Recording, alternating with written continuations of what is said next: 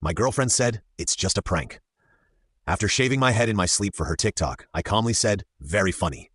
Then I pranked her by selling her collection of designer handbags to pay for hair transplant consultations. Her TikTok views couldn't cover the loss. I, 28 male, woke up last Tuesday morning feeling cold, really cold on my head. Reached up and felt smooth skin where my hair should have been. Jumped out of bed, ran to the bathroom mirror. My head was completely shaved, not buzzed, shaved, random patches of stubble here and there like someone did a rush job with clippers.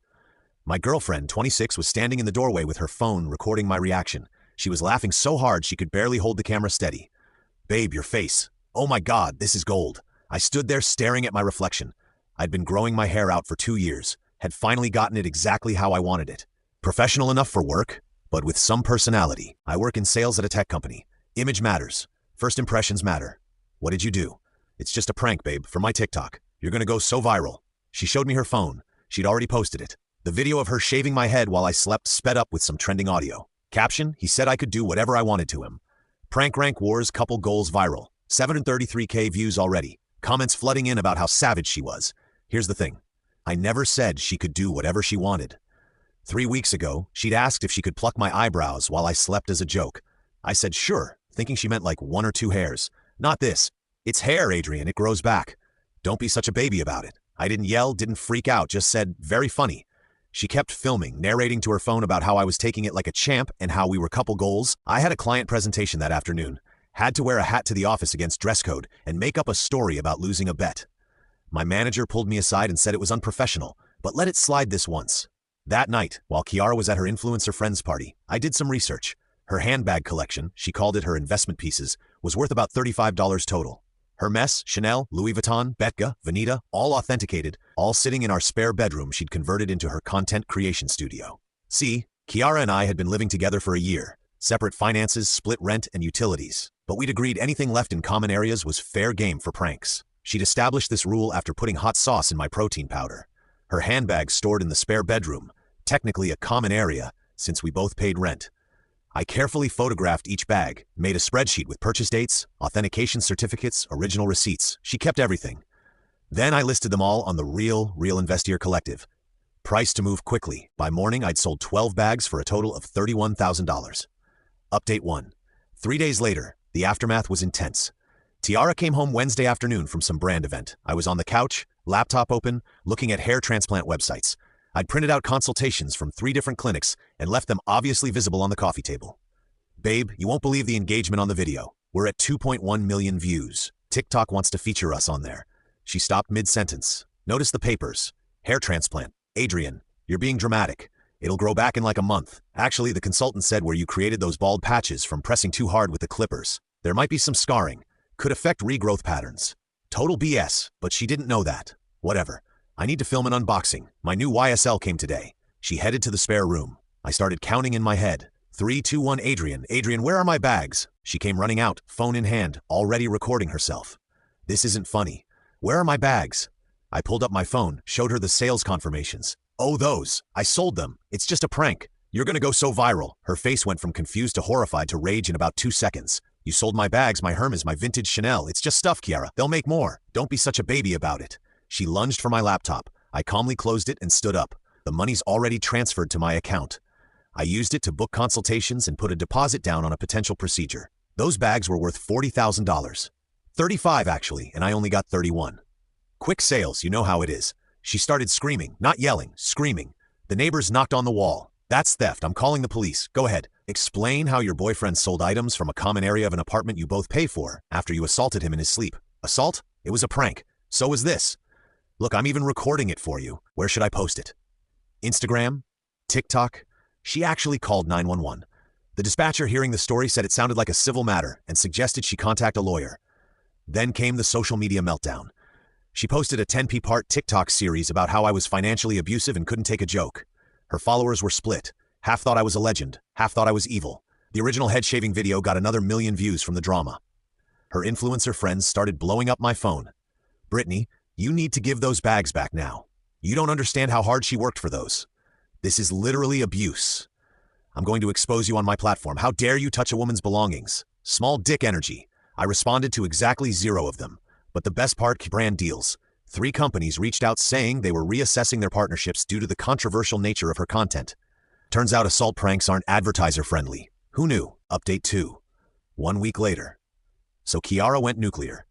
First, she tried to get me evicted, called our landlord claiming I was stealing from her and creating an unsafe living environment.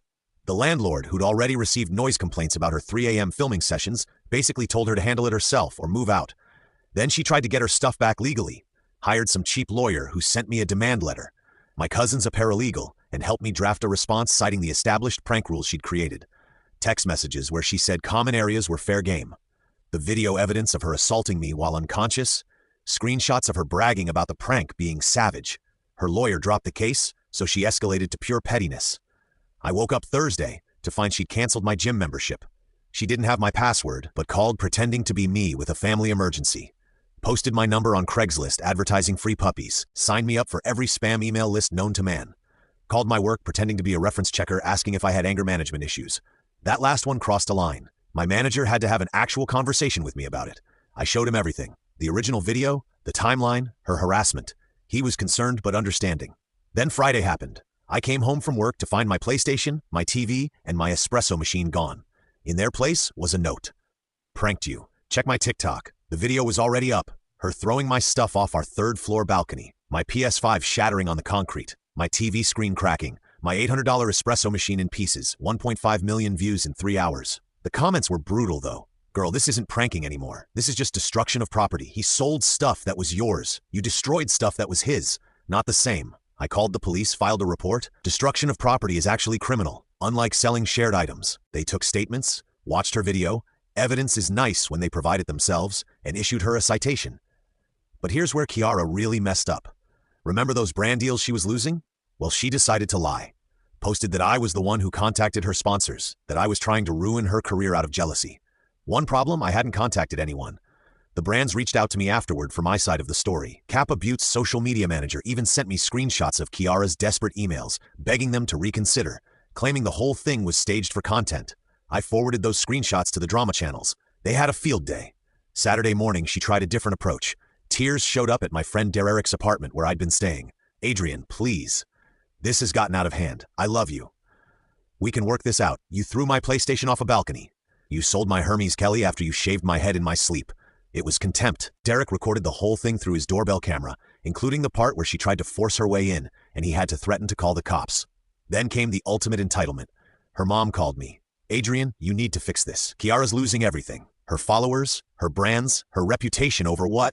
Some silly prank. Your daughter shaved my head while I was unconscious. Ma'am, boys don't care about hair. You're being vindictive. I'm being equal. She wanted to play prank wars. We're playing. She's getting death threats. So am I. From her followers, you're a man, you can handle it. She's sensitive. I hung up. Monday, the escalation got legal.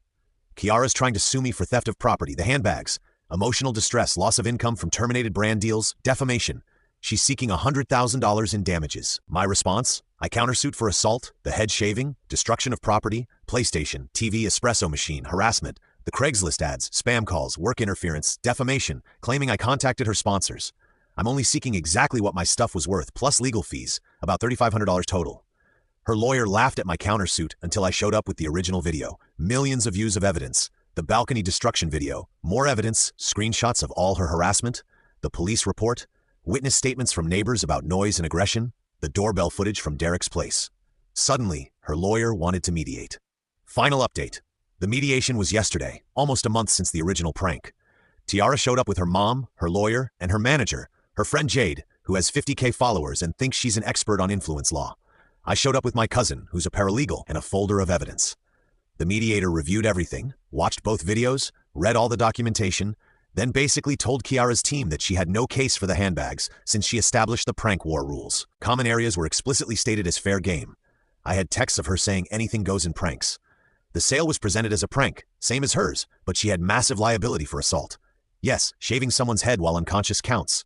Destruction of property documented on her own TikTok. Harassment ongoing and documented. The mediator suggested she drop her suit and pay me the $3,500 for destroyed property or risk going to actual court where assault charges could lead to criminal prosecution. Jade tried to argue, but the handbags were worth 10 times that. The mediator, and she uploaded evidence of herself committing assault to millions of people.